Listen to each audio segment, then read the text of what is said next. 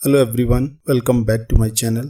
आज का video question and answer format में रहेगा और मुझे जो भी अभी तक कमेंट्स या मेल्स के थ्रू जो भी क्वेश्चंस आए हैं, so I made them in the format of 5 questions. I will try to explain the answers for these 5 questions in today's video. So ये आज के 5 क्वेश्चंस हैं जो हम डिस्कस करेंगे। So let's get started. Okay, so पहला question है about selling the C against partial lot. मैंने इसके कुछ पॉइंटर्स दिए थे वीडियो के कमेंट में ही, जहाँ पे ये क्वेश्चन पूछा गया था। जो क्वेश्चन पूछा था that question was specifically asked for Grasim, but I think Grasim में I did not sell the C against partial lot for last 2 months। उसके पहले मैंने सी सेल किया था। For this video I want to take an example of any current covered call which I have sold against partial lot. Okay, so 1-2 example लेंगे हम। Although मैंने comment में बताया था कि जब भी इस सिचुएशन में हमारा सी आईटीएम होता है अगेंस्ट पार्शियल होल्डिंग्स, तो हमारे पास ये 3 या 4 तरीके रहते हैं उनको हैंडल करने के लिए। लेट्स टेक 1 or 2 एग्जांपल्स कि मैंने कैसे किया है, क्योंकि जुलाई मंथ में अगर आप देखेंगे तो मार्केट की डायरेक्शन सडनली उल्टी हो गई है। तो इसका मतलब है कि हमारे पास इस महीने में जो भी हमारे ट्रेड्स थे और जो पोजीशंस थे कवर्ड कॉल के, उनको हैंडल करने के अच्छे खासे कॉम्बिनेशंस कवर हो जाएंगे और बहुत सारे सिनेरियोज भी हमारे कवर होने के चांसेस हैं। सो लेट्स सी कि हमने क्या किया है। So I will pick the example of 2 holdings, one would be Titan, another is Vedanta. So दोनों में अलग अलग तरीके से मैंने हैंडल किया है। सो इन केस ऑफ टाइटन, जैसे मैंने बताया था कि 101 शेयर के अगेंस्ट मैंने सी सेल कर दिया था 200 रुपए ऊपर का, और इसका टोटल लॉट साइज है 375। मतलब मेरे पास 274 क्वांटिटी शॉर्ट थी, लेकिन 200 रुपए का गैप था। मतलब अगर ये आईटीएम होना है तो पहले 200 रुपए का प्रॉफिट होगा मुझे 101 शेयर पे, उसके बाद ये आईटीएम होगा। मतलब अराउंड 20,000 का प्रॉफिट होगा। ओके, और ये सब कुछ होगा जब मंथ एंड होगा, एक्सपायरी डे का होगा। लेकिन उसके बीच में तो आईटीएम अगर हो गया तो सीई का प्राइस एकदम से बढ़ता जाता है। So that's what it happened. जब 1956 पे मैंने लिया, उसके बाद 2150 का मैंने इस पे सेल कर दिया सी, और ये शेयर मूव होना शुरू हुआ। इसका मेरा ब्रेक इवन कहाँ पे हुआ, 2150 प्लस 16 रुपए मैंने कलेक्ट किया था प्रीमियम, मतलब 2166 के अराउंड मेरा ब्रेक इवन हुआ। सो जब ये 2125 के आसपास पहुंचा तो मैंने इस पे वॉच रखना स्टार्ट किया, और जैसे ये 2140 पहुंचा मैंने इसमें 51 शेयर्स और ले लिया। मेरे पास 152 शेयर्स थे। फिर से मैं वेट करने लग गया, ये वापस से नीचे आया थोड़ा सा और फिर से ऊपर की डायरेक्शन इसने पकड़ी। जैसे ही ये 2160 के ऊपर निकला मैंने पूरा पोजीशंस एग्जिट कर दिया। सो इनिशियली मेरा प्लान था कि इससे मैं 16 रुपए का प्रीमियम कलेक्ट करूंगा, मतलब 6000 रुपीज के आसपास। बट ये एक्सरसाइज करने की वजह से मुझे इस पे 14,500 का लॉस हो गया। लॉस तो ज्यादा का हुआ, लेकिन सिंस मेरे पास 6000 का प्रीमियम ऑलरेडी कलेक्ट कर रखा था, तो वो एडजस्ट करने के बाद टोटल मुझे 14,500 का लॉस हुआ कवर्ड कॉल के अगेंस्ट। लेकिन जो मैंने एक्सरसाइज करे शेयर्स 152, उसमें मुझे अराउंड 22,000 का प्रॉफिट हुआ। सो टोटल मुझे 7,000 प्लस से इसका एग्जिट मिल गया। ऑल्दो मुझे प्रॉफिट अच्छे प्रॉफिट में निकल गया, even more than the premium which I collected. But एक ही चीज का मुझे गम है कि ये दुकान कुछ ज्यादा ही जल्दी बिक गई है, और सिंस ये एक्सरसाइज भी हो गया एक ही महीने के अंदर, तो मेरा इस पे ब्रोकरेज भी ज्यादा लग गया होगा। बट इट्स ओके,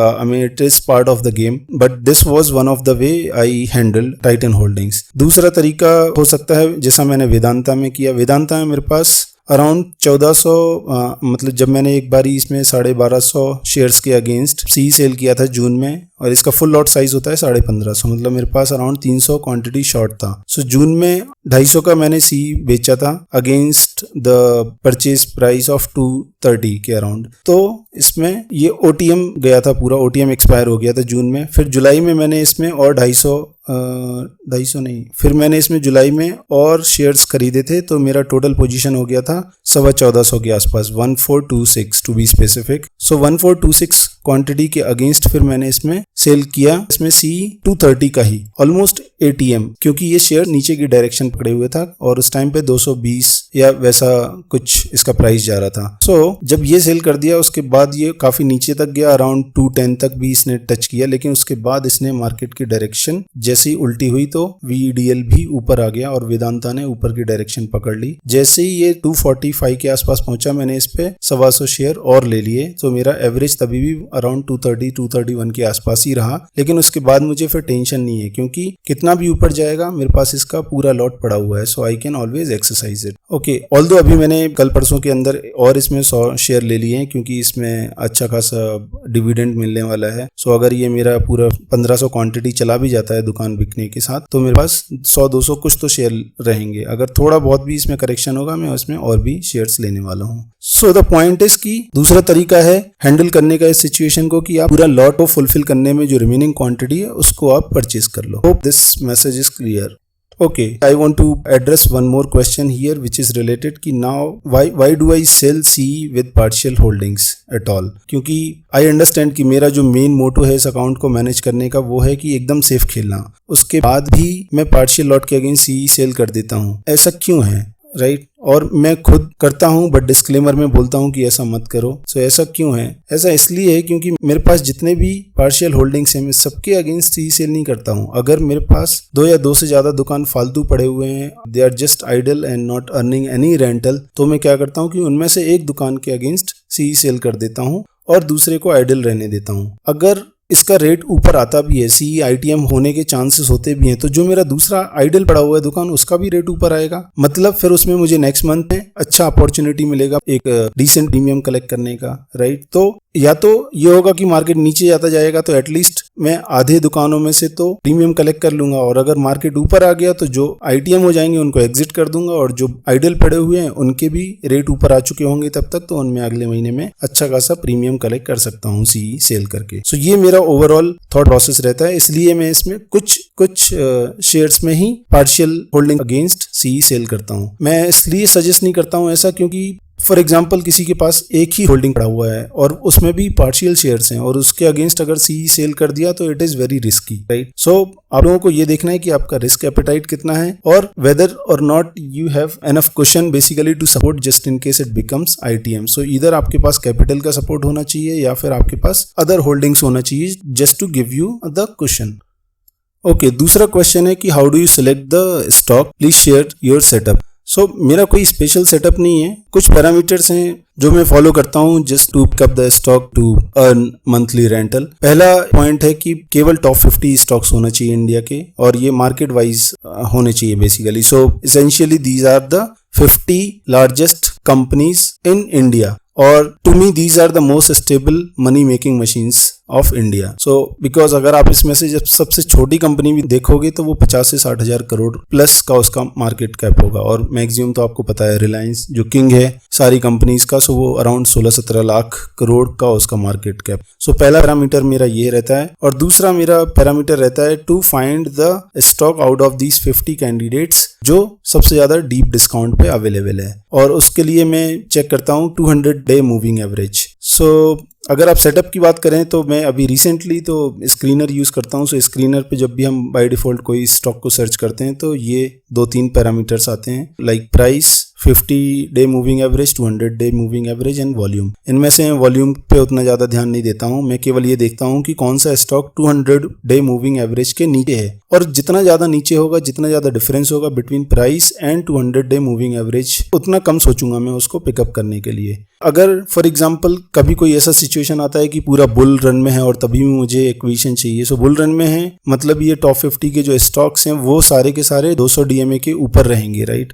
उस केस में फिर मैं और कॉम्बिनेशन से प्ले करने का ट्राई करता हूँ। फॉर एग्जाम्पल कि अगर प्राइस 200 डे मूविंग एवरेज से भी ज़्यादा है तो फिर मैं ये देखता हूँ कि 50 DMA से कम है क्या। अगर 50 DMA से भी कम है तो फिर वो वाले कैंडिडेट बन जाएंगे मेरे होल्डिंग्स के लिए, समथिंग लाइक दैट। फिर मैं उन कॉम्बिनेशन से खेलूंगा, लेकिन सबसे अच्छा कॉम्बिनेशन है प्राइस 200 DMA के नीचे है, और अच्छा अगर परफेक्शन हमको देखना है तो प्राइस जो है वो 50 डे मूविंग एवरेज से कम होना चाहिए, और जो 50 डे मूविंग एवरेज है वो 200 डे मूविंग एवरेज से कम होना चाहिए। सो वो एकदम परफेक्ट कॉम्बिनेशन हो जाएगा। So this is my simple setup.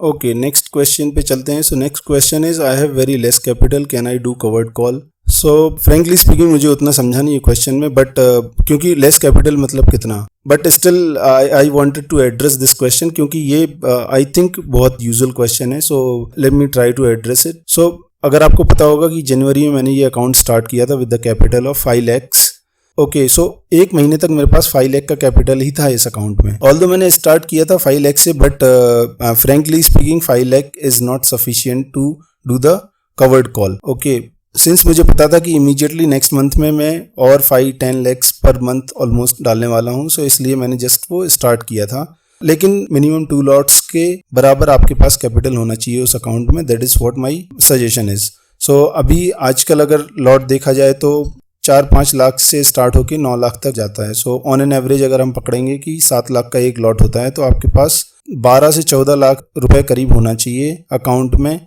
तब आप एक लॉट को बेच के एक लॉट का होल्डिंग खरीद के और फिर 2 में पार्शियल होल्डिंग्स रख के और कवर्ड कॉल सेल कर सकते हो, जिससे आपको जब भी मैनेज करना पड़े तो कम से कम you will have additional capital. Okay, moving on to the next question.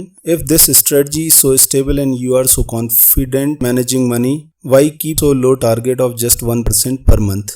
Okay, so interesting question है, but to be honest with you, any 1% का number of return cannot satisfy all in this world, right? So I know many famous traders on YouTube who target 4 to 6% a month और वो achieve करते भी हैं। Many big investors keep target of just 2 to 3% a month and they are happy with that। और जो financial advisers होते हैं, जो इक्विटी म्यूचुअल फंड्स वगैरह सेल करते हैं, वो एडवर्टाइज करते हैं 15 to 20% in a year, right? So कहाँ 4 से 6% पर मंथ कोई कमाता है, वहाँ पे भी लोग हैप्पी हैं। जो 15 से 20% एडवर्टाइज करके बेचता है, उनसे भी लोग खरीदते हैं और हैप्पी रहते हैं। जो बड़े बड़े हेज फंड मैनेजर्स रहते हैं, they are happy with 10% of return in a year. अगर वो इतना ही कमा लेते हैं तो सिंस उनका कॉर्पस इतना ज़्यादा है कि उनको उससे ज़्यादा चाहिए भी नहीं है। डेट इन्वेस्टर्स अगर आप देखेंगे, जहाँ पे इंडिया में सबसे ज़्यादा पैसा डलता है,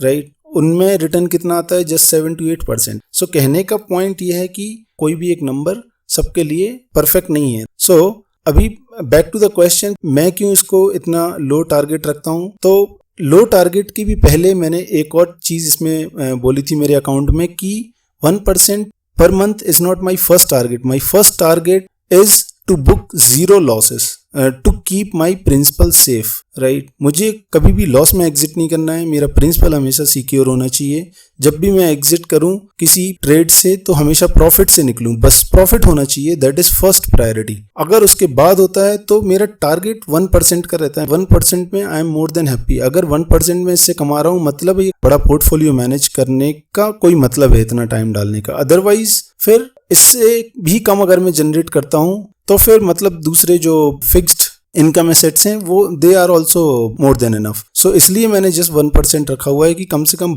12% एक साल में आएगा। Although post tax post inflation तो वो बहुत कम ही रह जाता है, but it is still better than the FD और the debt funds. So that is my thought process behind it. और इसका मतलब ये नहीं कि अगर मैं 12% कमा लिया तो मैं बस उसके बाद कवर्ड कॉल बंद कर दूंगा सेल करना। सो 12% के ऊपर भी अगर मौका मिलता है तो I will try to collect more premiums और more rentals and that will be just my bonus on the top of my set target. Okay, last question of the day. So the drawdown so far in your account. Again, interesting question, but मैं उतना trace तो नहीं किया है, so I don't have the exact number. But what I remember is कि जब ये जून में एकदम से नीचे गया था मार्केट, अराउंड 15,000 टच किया था, लिटिल लेस देन दैट, तब जो मेरा ये प्रॉफिट एंड लॉस वाला कॉलम था, it showed little more than 4 lakh in total. लेकिन आई थिंक ये मई या जून में था, I don't exactly remember, but yeah, it was total it was showing the negative number of 4 lakh plus at that time। और अभी जो capital है वो तो 50 लाख हो गया है, 55 lakhs हो गया है कैपिटल अभी जुलाई में। लेकिन जब मई या जून में हुआ था ड्रॉ डाउन, तो उस टाइम पे जो 4 लाख हुआ था, उस टाइम पे कैपिटल 35 या 40 लाख ही थी। मतलब अराउंड 10 से 12% का ड्रॉ डाउन मैं देख चुका हूँ इस अकाउंट में सो फार। अगेन अभी हम देखेंगे तो ये 1 लाख के अंदर ही आ गया है वापस से। 4 लाख के नेगेटिव से 1 लाख का ही नेगेटिव बचा हुआ है, क्योंकि अभी वापस से बुल रन स्टार्ट हो गया है लास्ट 1-2 वीक से। So that was the maximum drawdown I have seen so far in this account. So that's all for this video. I hope you guys got the answers to your questions. Thank you so much for listening. See you in the next video, which is going to be the closing trades या जो भी पूरा लेखा जोखा है जुलाई month का. So that is going to be the next video. Thank you so much.